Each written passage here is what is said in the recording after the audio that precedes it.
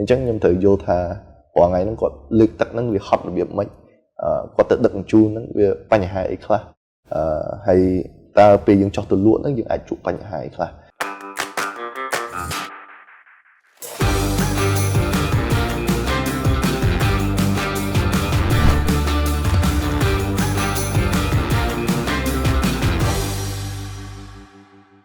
សូមគោរពនឹងជំរាបសួរអ្នកដែលតាមដានទំព័ររបស់ធនាគារ APD សូមស្វាគមន៍មកកាន់កម្មវិធី The Signature Talkcast ដែលកម្មវិធីរបស់យើងធ្វើឡើងក្នុងគោលបំណងដើម្បីចែករំលែកនៅចំណេះដឹងនិងបទពិសោធន៍ដែលបានមកពីការចែករំលែករបស់វាគ្មិនដែលអញ្ជើញចូលរួមនៅក្នុងកម្មវិធីនៅក្នុងវគ្គនេះផងដែរយើងមានភ្ញៀវកិត្តិយសពិសេសមួយរូបដែលគាត់អញ្ជើញចូលរួមដើម្បីចែករំលែកនៅបទពិសោធន៍ដែលគាត់គឺជាអគ្គនាយក Provida ដូចនេះក៏មកខាពេលវេលាយូរសូមស្វាគមន៍លោកអឹងស៊ីវឈួនសូមជម្រាបសួ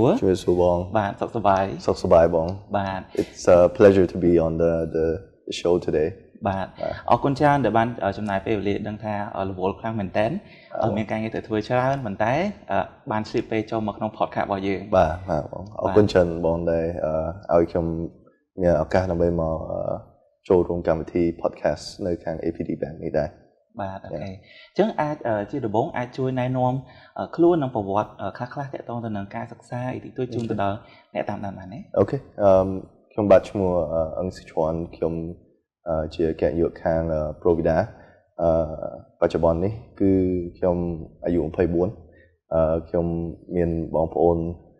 ទាំងអស់ហ្នឹង5នាក់បងប្រុស2នាក់បងស្រី2នាក់ហើយខ្ញុំកដាគេហើយខ្ញុំបានរៀនសូត្រនៅសហរដ្ឋអង់គ្លេសនៅតាំងពីអាយុ13ឆ្នាំមកម៉េចអញ្ចឹងខ្ញុំទៅ boarding school នៅនោះហើយខ្ញុំនៅ Kent នៅ boarding school បានរយៈពេលប្រហែល7ឆ្នាំ and then I finish A levels នៅកន្លែងនោះ and then ខ្ញុំទៅរៀនបន្តនៅ University of Brunel where I studied finance and accounting and I was doing my masters that time in banking and finance ប៉ុន្តែខ្ញុំរៀនបានប្រហែល1ឆ្នាំហ្នឹងខ្ញុំចែកដល់នេះពេលហ្នឹងmy grandfather passed away so I flew back to Cambodia and then I dropped out for my masters and I took over Provida and worked hard until this day yeah បាទតាមដែលដឹងមកខ្លះៗព្រោះអីដឹងព័ត៌មានមកចំនួនហ្នឹងថាស៊ីឈួនរាល់ថ្ងៃគឺមានកាន់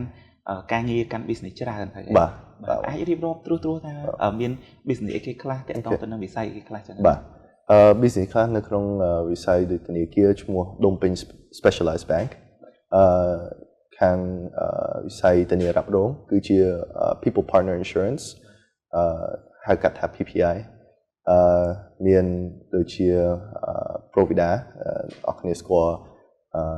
អ្នកលក់ទឹកសុទ្ធហ្នឹងគឺខ្ញុំអ្នកធ្វើ Provida ហើយមួយទៀតគឺខ្ញុំមានហាង Hengetsu ដែលនៅក្រោយយើងនៅខាងបឹងកក់ហ្នឹងគឺហាងរបស់ខ្ញុំដែរដែលជាហាង Omakase បាយម្ហូបជប៉ុននឹងគ្រាន់ជាក្រុមហ៊ុនខ្លះតែនៅសល់ដូចជា Quantum ដូចជាបងដែលស្បជួបបង Richard ដែរខ្ញុំក៏ជា part shareholder នៅក្នុង Quantum នឹងដែរ and one of the founding peoples of Quantum ជាមួយបង Richard ពេលហ្នឹងហើយ Quantum គឺជាក្រុមហ៊ុនកាត់ដែកហើយផលិតម៉ាស៊ីនវិស្វកម្ម Yes engineering company but we're much more advanced in terms of what we do in terms of robotics and machinery and machine tooling that we do ឥឡូវយើងមកកាន់ធ្វើជាអគ្គនាយករបស់ Provida បាទអញ្ចឹងគឺថាតើនេះគឺជាក្តីសម័យដែលយើងមានតាំងពីតូចមកហ្មងឬក៏មិនយើងមានការកំណត់គោលដៅរបៀបមិនដែរ So ប្រវត្តិរបស់ខ្ញុំក៏ពិតនៅក្នុងពេលខ្ញុំកំពុងរៀននៅអង់គ្លេសហ្នឹងអ្វីដែលខ្ញុំបកកែជាងគេហ្នឹងគឺតាក់ទងជាមួយនឹង business studies and also ជាមួយនឹង math I didn't really like other subjects that much and ពីមុនមកនៅអង់គ្លេសនោះយើងមានគេហៅថាការប្រកួត Young Enterprise មានន័យថាយើងត្រូវតែបង្កើតជាក្រុមមួយហើយក្រុមហ្នឹងយើងត្រូវបង្កើតផលិតផលមួយ and I was doing diffusers that time and back in my school we were competing against the local 5 schools in that county too and ក្រុមយើងបានឈ្នះហើយយើងឡើងទៅ nationals ពេលហ្នឹងហើយក្រុមយើងឈ្នះហ្នឹងនៅលើកត្តាគេហៅថាលក់បានច្រើនជាងគេ best presentation best innovative product which was diffuser ខ្ញុំធ្វើពេលហ្នឹងហើយអញ្ចឹងទៅតាំងពីយើងឈ្នះដូចថា a lot of business award ពេលខ្ញុំនៅក្មេងហ្នឹងខ្ញុំមាន dream មួយដែលនៅពេលខ្ញុំមកស្រុកខ្មែរនេះខ្ញុំអាចកសាងក្រុមហ៊ុនមួយដែលមានសក្តានុពលនៅក្នុងប្រទេសកម្ពុជាយើងបានខ្ញុំទទួលស្គាល់ថា Provida នៅក្នុងរយៈពេលក្រោយនេះគឺទទួលបានការស្គាល់ច្រើននៅគ្រប់ម៉ាតគ្រប់ទីកន្លែងមិនថានៅទីក្រុងឬក៏នៅខេត្តនៅយ៉ាងឆ្ងាយអីក៏មាន Provida ទាំងអស់អាចបញ្ជាក់តិចបានទេថាតើយើងធ្វើរបៀបម៉េចព្រោះអីដោយសារតើខ្ញុំជឿថានៅក្នុងវិស័យទឹកសុទ្ធនេះក៏មានប្រភេទទឹកច្រើនដែរមានក្រុមហ៊ុនជាច្រើននៅក្នុងនោះមានប្រភេទតាមប្រភពមកមួយៗចឹងទៅតែឥឡូវនេះយើងបាន build ធ្វើឲ្យ Provida គេបានស្គាល់ច្រើនអញ្ចឹងអាចចែករំលែកបានថាតើយល់ឃើញមិនដែរនៅក្នុងវិស័យទឹកសុទ្ធនេះហើយយើងធ្វើរបៀបម៉េចខ្លះដែលអាចធ្វើឲ្យម៉ាកយីហោរបស់យើងហ្នឹងត្រូវបានគេស្គាល់ច្រើនមែនតើទៅប្រវត្តិរបស់ Provida ក៏ពិតគឺចាប់ដើមតាំងពី2016ពេលហ្នឹងគឺជារោងចក្រទឹកសុទ្ធទូចមួយឈ្មោះតាដាពេលហ្នឹងតាំងពី2010អាចមុននឹងទៀតតែពេលទិញមកហ្នឹង Provida ធ្វើទៅទីផ្សារវាអត់សូវដើរទៅមុខខ្ញុំមកចូលកាន់ដូចជា2022ហើយអ្វីដែលយើងផ្ដោតសំខាន់ជាងគេទៅលើ brand របស់យើងគឺ customer service I think អានឹងគេហៅថាសេវាកម្មដល់ទៅអតិថិជនធ្វើម៉េចឲ្យ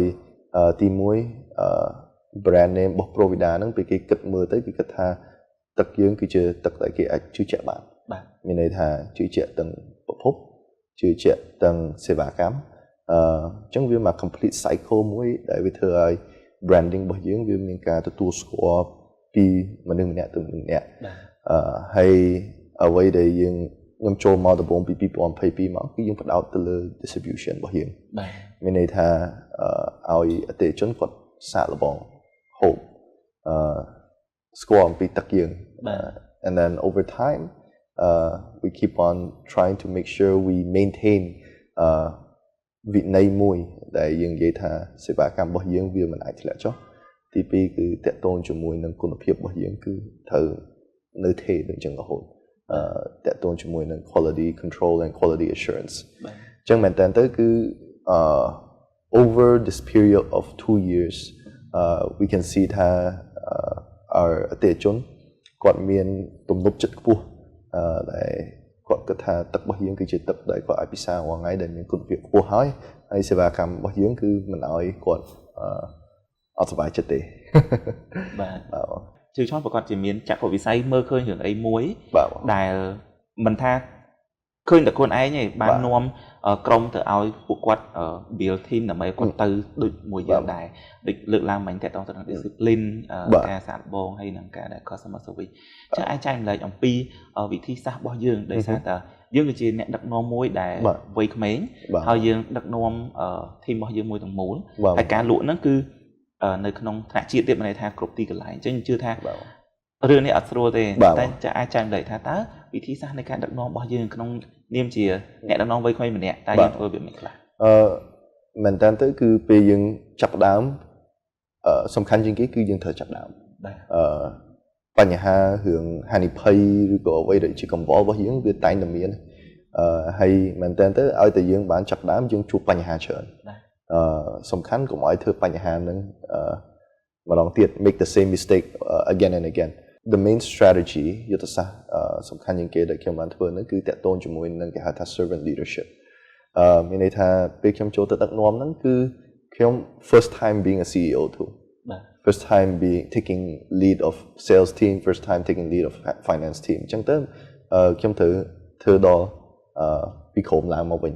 អញ្ចឹងមានន័យថាកង្វល់bottom up វិញអញ្ចឹងមានន័យថាគឺជាបុគ្គលិករបស់ខ្ញុំទេដែលអ្នក take care ក្រុមហ៊ុន Provida ខ្ញុំអញ្ចឹងគឺជាទូនាទីរបស់ខ្ញុំគឺជាអគ្គនាយកហ្នឹងគឺអ្នកដែល take care អំពីបុគ្គលិកខ្ញុំវិញអញ្ចឹងខ្ញុំត្រូវយល់ថារាល់ថ្ងៃហ្នឹងគាត់លើកទឹកហ្នឹងវាហត់របៀបម៉េចគាត់ទៅដឹកជញ្ជូនហ្នឹងវាបញ្ហាអីខ្លះហើយតើពេលយើងចោះទៅលក់ហ្នឹងយើងអាចជួបបញ្ហាអីខ្លះ ចឹងខ្ញុំត្រូវចោះទៅលក់ខ្លួនឯងខ្ញុំត្រូវចោះទៅដឹកជញ្ជូនខ្លួនឯងហើយខ្ញុំត្រូវចោះទៅដើម្បីស្គាល់មួយខ្លួនឯងand then បាន over time ពេលយើងជួបបញ្ហាមួយយើងដោះពី case ទៅ case ទៅបានយើងអាចមានយុទ្ធសាស្ត្រច្បាស់លាស់ over time យើង more knowledgeable អំពីថាបញ្ហានៅក្នុងទីផ្សារឬក៏យុទ្ធសាស្ត្រទីផ្សារយើងធ្វើបាយរបៀបម៉េចហ្នឹងបានវាចេញមកពីអ្វីដែលយើងបានចោះទៅធ្វើខ្លួនឯងមកបាទអញ្ចឹង mainly it's not office work it's more going down to really experience it all yourself yeah បាទខ្ញុំជឿថានៅពេលដែលយើងចោះទៅធ្វើការងារផ្ទាល់ហ្នឹងក៏យើងមិនត្រឹមតែជួបជាមួយនឹងក្រុមការងារយើងក៏ដឹងពីស្ថានភាពទីផ្សារហើយនឹងក៏សង្គមដែរអញ្ចឹងអាចចែកម្លែកបានទេថាតើមានអីគេខ្លះដែលយើងបានធ្វើso far ដែលបានន័យថាផ្សារភ្ជាប់រវាងក្រុមការងារជាមួយនឹងសហគមន៍ដែលយើងធ្វើការជាមួយមែនតើទីមួយគឺពេលយើងចោះទៅជួបជាមួយនៅអតិថិជនផ្ទាល់ជាមួយបុគ្គលិកហ្នឹងយើងអាចដឹងបញ្ហាឬក៏យើងដឹងអំពីកង្វល់របស់គាត់បាទអញ្ចឹងមានន័យថា normally to make a sale happen យើងត្រូវ convince មួយហ្នឹងឲ្យមានទំនុកចិត្តមកយើងបាទអញ្ចឹងទៅដើម្បីយើងទៅផ្សារជាប់រឿងហ្នឹងយើងត្រូវអង្គុយស្ដាប់អំពីកង្វល់របស់គាត់ហ្នឹងអីគេខ្លះអញ្ចឹងពេលយើងអង្គុយស្ដាប់យើងមិនឮតពីគេមកយើងឮចេញពីអតិថិជនគាត់មានអារម្មណ៍ដូចកក់ក្ដៅជាមួយខាង provider មានន័យថាខ្ញុំបង្ហាញឲ្យខាង sale ខ្ញុំហ្នឹងមើលថាការទំនាក់ទំនងជាមួយនឹងអតិថិជនគឺជាអ្វីមួយដែលលេខ1ដែលធ្វើឲ្យគេជឿជាក់គេចង់ទិញផលិតផលរបស់យើងអញ្ចឹងទៅខ្ញុំចោះជាមួយគ្នាហ្នឹងគឺដើម្បីបង្ហាញគាត់ថាអូខេអតិថិជននេះយើងត្រូវ take care របៀបម៉េចយើងត្រូវនិយាយរបៀបម៉េចយើងត្រូវចូលសួរសុខទុក្ខគាត់របៀបម៉េចwe have a touch of me in there too មិនខ្ញុំឲ្យគាត់ចោះទៅធ្វើឆៅមកពីម្ដងពេលយើង lead the employees we must give them direction មានន័យថាមិនឲ្យតែសំណួរឲ្យគាត់ទៅយកទៅធ្វើគឺជាឲ្យទាំងសំណួរហើយយើងឲ្យទាំងគេហៅយោបល់ answer យើងជាគ្រូមួយរៀងរបស់គាត់អញ្ចឹងអ្វីដែលខ្ញុំព្យាយាមធ្វើហ្នឹងគឺថាផ្សារជាប់អតិថិជនជាមួយនឹងខាង employee របស់ខ្ញុំឲ្យវាជិតស្និទ្ធមែនតើបាទស៊ីឆ្លងផ្ទាល់អ្វីជាបញ្ហាដែលប្រឈមខ្លាំងជាងគេលើកតាខ្លាំងមក well you know I mean បញ្ហាយើងប្រឈមខ្លាំងជាងគេបើមែនតើទៅវានឹងតាក់ទងជាមួយនឹងពេលខ្ញុំចោះទៅដំបូងមានន័យថាដូចខ្ញុំជំរាបប្រាប់បងអញ្ចឹង provider កើតឡើងតាំងពី2016មកម៉េះអញ្ចឹងមានការចែកចាយនៅក្នុងទីផ្សារប៉ុន្តែវាអត់សូវទូលំទូលាយអញ្ចឹងមែនតើទៅពេលយើងចាប់ផ្ដើមដំបូងយើងចោះទៅដោះស្រាយបញ្ហាមានន័យថាឈ្មោះយើងវាស្អុយនៅក្នុងទីផ្សារនិយាយចំចោះអញ្ចឹងទៅយើងចោះទៅយើងអង្គុយស្ដាប់គេស្ដីឲ្យបន្តិចស្ដាប់មួយស្ដីឲ្យស្ដាប់មួយ complain ក៏ប៉ុន្តែ the hardest part was ពេលយើងចាប់ផ្ដើមដំបូង because ពេលហ្នឹងគឺបញ្ហាច្រើនមួយយើងពេលយើងដោះពីមួយទៅមួយគឺវា case by case ហ្មងហើយរឿងខ្លះវាពិបាកដោះជាងរឿងខ្លះក៏ប៉ុន្តែ in the end we get through all the cases and making sure that we leave no customers behind យ៉ាងនេះចឹងចុះនៅពេលដែលត្រឡប់ទៅវិញតកតងទៅនឹងពានរង្វាន់ CSR ដែលទទួលបានថ្មីហ្នឹងតើយើងបាន engage ជាមួយនឹង community របៀបម៉េចខ្លះតើយើងមានសកម្មភាពអីគេដែលយើងចោះទៅក្នុងសហគមន៍យើងបានជួយគាត់ឬក៏ការងាររបស់យើងនៅ Provider ហ្នឹងបានចេះជាផលវិជ្ជមានអីគេខ្លះចូលទៅក្នុងសហគមន៍នៅខេត្តកពតខេត្តកពតសហគមន៍នៅខេត្តកពតយើងបានជួយទីមួយតកតងជាមួយនឹងការឧបត្ថម្ភទៅ like មន្ទីរពេទ្យកន្លែងសម្រាប់កូនអញ្ចឹងហើយអ្វីដែលខ្ញុំជួយទៅ CSR ច្រើនជាងគេហ្នឹងខ្ញុំផ្ដោតទៅលើ sports so ខ្ញុំជួយច្រើនទៅលើគុនខ្មែរពីមុនពេលនៅ SEA Games នៅស្រុកខ្មែរយើង I do help a lot to charities in terms of like ផ្ទះ Clara ដែលជា orphanage មួយដែលជួយទៅដល់កុមារកំព្រានៅកន្លែងហ្នឹងហើយតកតងជាមួយនឹង sporting event ខ្ញុំជួយតែទៅជួយជាប្រចាំគាត់ថាវាមានច្រើនដែរអញ្ចឹងទៅខ្ញុំវារៀបរាប់អត់សូវអស់គាត់ថាជាប្រចាំហ្នឹង government sporting events or any events to do with sports I always try to help and I really help a lot in terms of esports, trying to build the community in esports and the young generations coming up here to show them something new, something to strive for too. ចុះអ្វីដែលជាមោទនភាពខ្លាំងបំផុតមួយដែលយើងបានធ្វើជាមួយនឹងសហគមន៍ Sofa ការពិតប្រវត្តិខ្ញុំគឺជាមនុស្សមួយដែលស្រឡាញ់ e-sport មែនតើមានន័យថាគ្រប់គ្រងតាំងពីខ្ញុំនៅក្មេងហើយខ្ញុំបានឃើញថា e-sport នៅស្រុកក្រៅហ្នឹងបានរីកចម្រើនប៉ុណ្ណានៅក្នុងពិភពលោកហើយពេលខ្ញុំចូលមកដំបូងហ្នឹងខ្ញុំឃើញថា e-sport community នៅស្រុកខ្មែរយើងគឺមានន័យថាមានអ្នកគ្រប់គ្រងច្រើនមែនតើគាត់ថាពេលហ្នឹងយើងត្រូវតែជួយ support build community នឹង up ជាមួយនឹងខាងសហព័ន្ធ EFC នៅស្រុកខ្មែររបស់យើងហើយអ្វីដែលខ្ញុំមោទនភាពជាងគេហ្នឹងគឺខ្ញុំបានឃើញការគ្រប់គ្រងច្រើនមែនតើចេញពីសាលារៀនដែលឃើញថាគាត់ដឹងបើជួយ Provida អញ្ចឹងយើងក៏ជួយទៅដល់ community e-sport យ៉ាងដែរដូច AUPP just hosted a esports tournament and we were also big sponsors there and I want to continue to motivate younger generations to stay away from any drugs or any alcohol and then they can also see they have careers in esports too ហើយអ្វីខ្ញុំមោទនភាពជាងគេហ្នឹងគឺខ្ញុំឃើញថា community ហ្នឹងវា grow ពីមួយឆ្នាំទៅមួយឆ្នាំខ្ញុំមើលទៅដូចជាពីមកប្រកួតទៅមកប្រកួតមនុស្សទៅច្រើនមនុស្សគ្រប់គ្រងទៅច្រើនអញ្ចឹងទៅវាធ្វើឲ្យ community របស់យើងហ្នឹងវាមានស្ថិរភាពយូរអង្វែងនៅក្នុងe-sport នៅក្នុងប្រទេសកម្ពុជារបស់យើងគួរចាប់អារម្មណ៍មែនតើសម្រាប់ចំណុចនេះហើយមួយទៀតក្រៅពីពាន The Great Asian CSR Entrepreneur 2024ហ្នឹងក៏អ្វីដែលខ្ញុំដឹងមកហ្នឹងស៊ីជွန်ក៏ទទួលបានពានតាក់ទងទៅនឹង Prestige 40 under 40ដែរអញ្ចឹងនៅក្នុងឆ្នាំនេះយើងបានទទួលពានរង្វាន់ច្រើនបាទអរគុណច្រើនបងបាទហើយមួយទៀតខ្ញុំជឿថាការដែលទទួលពានរង្វាន់នេះគឺជាការខិតខំប្រឹងប្រែងមួយសម្រាប់យើងហើយប៉ុន្តែក៏វាជាអីដែលយើងយកទៅឲ្យធីមការងាររបស់ក្រុមការងារយើងទាំងមូលដែរអញ្ចឹងសម្រាប់ស៊ីឈ្មោះផ្ទាល់ដែលជាការដឹកនាំនៅពេលដែលទទួលបានពានរង្វាន់ទាំងអស់ហ្នឹងតើគិតថាវាមានអត្ថន័យរបៀបម៉េចខ្លះសម្រាប់ធីមការងាររបស់យើងទាំងមូលវាគឺជា milestone មួយដែលបង្ហាញទៅក្រុមការងារថាយើងអាចធ្វើបានand ពីបរាជ័យមកជោគជ័យវិញហើយយើងមិនអាចខ្ញុំអាចទទួលពាននេះបើអត់មានពួកគាត់ដែលជួយខ្ញុំទេអញ្ចឹងទៅវា shows hard work pay off and also recognition for their hard work too so ដែលថាយើងបានទទួលពានហ្នឹងជំនួសគាត់ហើយមានភាពមោទនភាពសប្បាយចិត្តមែនតើដែលមានពានមួយដើម្បីទាំងអស់គ្នាអាចមើលទៅហើយដឹងថាយើងកំពុងដើរទៅមុខបាទអូខេអរគុណច្រើនមួយទៀតអ្នកខ្លះគាត់អាចថាខ្ញុំជឿថាសប្តាហ៍ថ្ងៃមានសហគ្រិនវ័យក្មេងជាច្រើនដែលគាត់កំពុងតែបង្កើត business របស់គាត់បានជួបបញ្ហាអីផ្សេងៗហើយអ្នកខ្លះទៀតក៏ខ្ញុំជឿថាអាចថាកម្រដែរប៉ុន្តែនេះជាអ្វីដែលយើងអាចធ្វើបានហើយក៏មានសហគ្រិនផ្សេងៗដែលគាត់ជា CEO វ័យក្មេងដូចស៊ីឈ្មោះដែរតែពេលខ្លះគាត់អាចជួបនឹងបញ្ហាអីផ្សេងៗដែលស៊ីឈ្មោះបានជួបពីមុនមកអញ្ចឹងជាចុងក្រោយបើសិនជាមានជាមតិយោបល់ចង់ផ្ដាំផ្ញើទៅពួកគាត់ដែលគាត់ជាថាដឹកនាំវ័យក្មេងដែរថាគាត់កំពុងជួបប្រទះបញ្ហាអីមួយគាត់គួរតែមានធ្វើរបៀបម៉េចដើម្បីអាចយកឈ្នះហ្នឹងហើយអាចជោគជ័យបានដូចស៊ីឈ្មោះដែរបាទ well ទីមួយ to my fellow young entrepreneurs ទីមួយគឺ never give up on what you're working on មានន័យថាបើសិនជាយើងផ្ដោតថាយើងត្រូវធ្វើអីមួយហើយយើងជួបបញ្ហាបញ្ហាហ្នឹងនឹងបរាជ័យ only when you stop trying រាល់បញ្ហាវាមានមលានចម្លើយ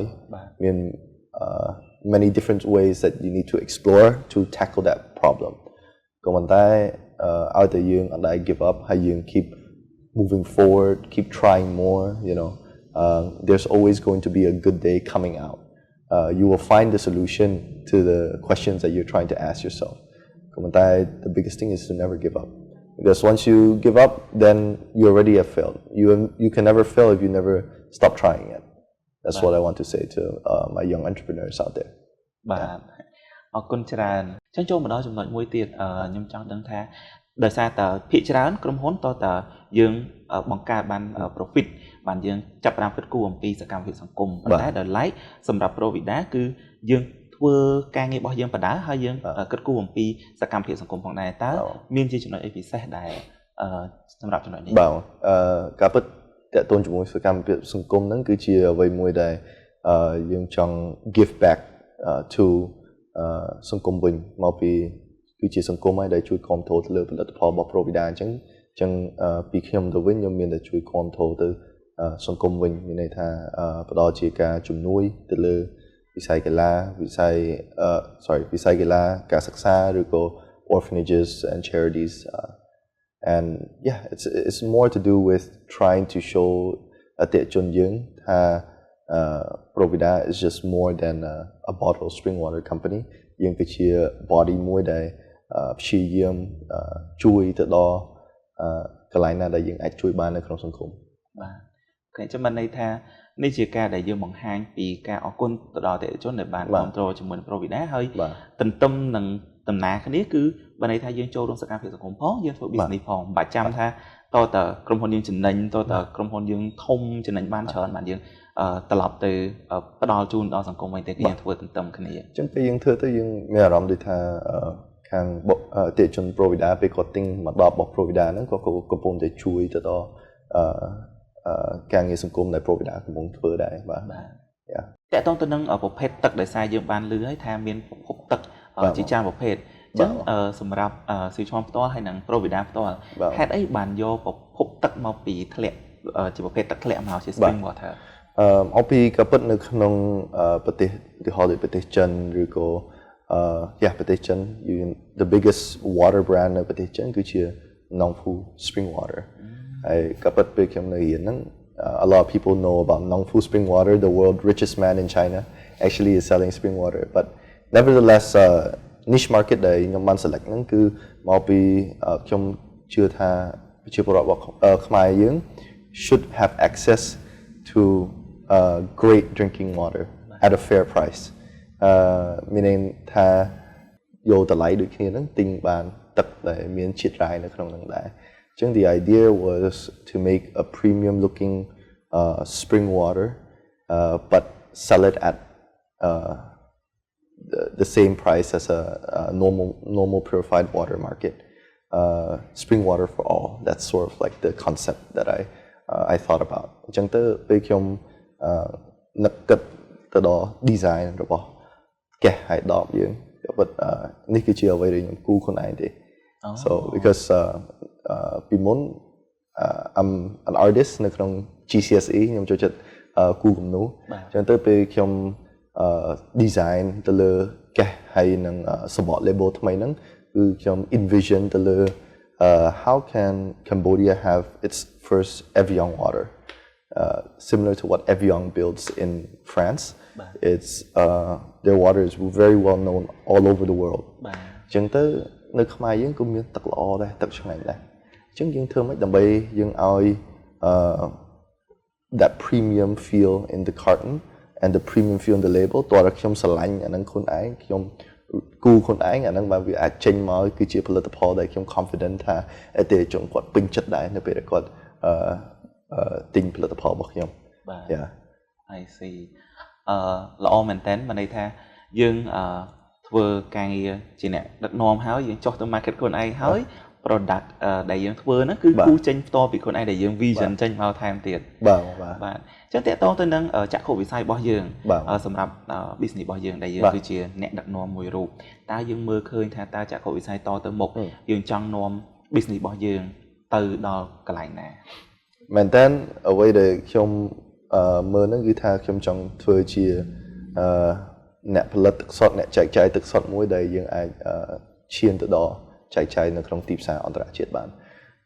មកពីមែនតើទៅគឺទឹក Spring Provida ហ្នឹងគឺជាទឹកមកពីខេត្តកំពតហើយទឹកមកពីខេត្តកំពតមែនតើទៅគឺជាអ្វីមួយដែលខ្ញុំចង់ពំនាំឲ្យទៅពិភពលោកគាត់ស្គាល់ថាគុណភាពរបស់ទឹកយើងវារបៀបម៉េចដែរមកពីមែនតើទៅយើងដឹងថាយើងទៅក្រៅប្រទេសពីណាគេក៏ស្គាល់អាមេរិកកំពតដែរគឺល្បីយើងទៅហាង Michelin ណាក៏គាត់ដាក់គ្រឿងហ្នឹងគឺជាកំពត pepper ហ្នឹងគឺអ្វីដែលគាត់ ingredient ដែលគាត់ធ្វើ highlight នៅកន្លែងហ្នឹងអញ្ចឹងមែនតើទៅអ្វីដែលចក្ខុវិស័យរបស់ខ្ញុំគិតថាសុខខ្មែរយើងអាចធ្វើបានដែលយើងអាចនាំចេញទឹករបស់យើងទៅដល់ក្រៅប្រទេសដើម្បីយើងប្រកួតជាមួយនឹងទីផ្សារនៅក្រៅប្រទេសដូចជា Evian ដូចជា Dasani នៅក្រៅប្រទេសដែរគាត់ថានេះគឺជា dream របស់ខ្ញុំហើយសង្ឃឹមថាខ្ញុំនឹង work hard to achieve dream នឹងបាននៅក្នុងថ្ងៃអនាគតទៀតបាទនេះគឺជាចក្ខុវិស័យតទៅមុខទៀតចុះតកតងទៅនឹងការដែលយើងកំណត់គោលដៅរបស់យើងមួយជំហានតូចដើម្បីទៅយើងទៅដល់គោលដៅរបស់យើងធំតែយើងកំណត់អីគេខ្លះអ្វីដែលខ្ញុំចូលចិត្តធ្វើរាល់ថ្ងៃហ្នឹងគឺថាខ្ញុំដាក់វិន័យឲ្យខ្លួនឯងរាល់ថ្ងៃមានន័យថានៅក្នុងមួយថ្ងៃហ្នឹងតើខ្ញុំត្រូវធ្វើអីខ្លះmeaning my working hours វាអត់ដែរ okay the 8 to 5 working hour it's throughout the whole night meaning ផឹកឡើងយើងចូលយើង set goal target ថាយើងត្រូវ hit នៅក្នុង office work hour យើងត្រូវធ្វើអីខ្លះបាទហើយពេលចេញពី office ខ្ញុំត្រូវ manage ទៅលើហុងចាក់របៀបមិនអីខ្លះ manage បុគ្គលិកជួនរបៀបមិនអីខ្លះអញ្ចឹងទៅពីមួយថ្ងៃទៅមួយថ្ងៃវិន័យរបស់យើង maintain ឲ្យបានល្អ because វិន័យហ្នឹងហើយដែលធ្វើឲ្យយើងអាចជោគជ័យបានបាទអញ្ចឹងទៅអ្វីដែលយើងត្រូវបន្ថែមគឺថា add in more targets for yourself during the day ដើម្បីឲ្យយើងដឹងថាយើងនៅតែដើរទៅមុខរហូត right because if you think just one big target for yourself goal for yourself if you don't break it into small little goals you can never achieve the bigger goal ក៏ប៉ុន្តែវាមានរូបមន្តមួយពេលយើងចាប់ផ្ដើមធ្វើទៅវាជោគជ័យហើយយើងដឹងថារូបមន្តហ្នឹងវារបៀបម៉េចដែលយើងត្រូវតែរក្សាដែលយើងធ្វើរៀងរាល់ថ្ងៃបាទជាប្រចាំចាំមិនន័យថាយើងមានវិន័យរបស់យើងហើយយើងរក្សាភាពទៀងទាត់របស់យើងទៀត consistency ដើម្បីឲ្យយើងអាចសម្រេចគោលដៅខ្លីៗរបស់យើងហ្នឹងហើយក៏នាំធីមការងារហើយនឹង business យើងទាំងមូលទៅកាន់ចក្ខុវិស័យធំយើងចាំតែអូខេ That's good ជាចុងក្រោយដំណើរធនាគារ APD សូមអរគុណស៊ីឈួនច្រើនមែនតើដែលបានចំណាយពេលវេលាដឹងថារវល់ច្រើនមែនតើនៅតែចូលរួមកម្មវិធី The Signature Talkcast ដើម្បីចែករំលែកនៅចំណេះដឹងហើយនឹងបទពិសោធន៍ផ្ទាល់ខ្លួនដែលយើងបានធ្វើឡើងជូនទៅដល់អ្នកដែលតាមដានទស្សនាអរគុណច្រើនបង Thank you so much for having me here បាទអរគុណគណៈពេលនេះខ្ញុំបាទលីបស៊ូម៉ូលីវ៉ាន់រួមទាំងអង្គស៊ូឈួនសូមអរគុណសូមជម្រាបលា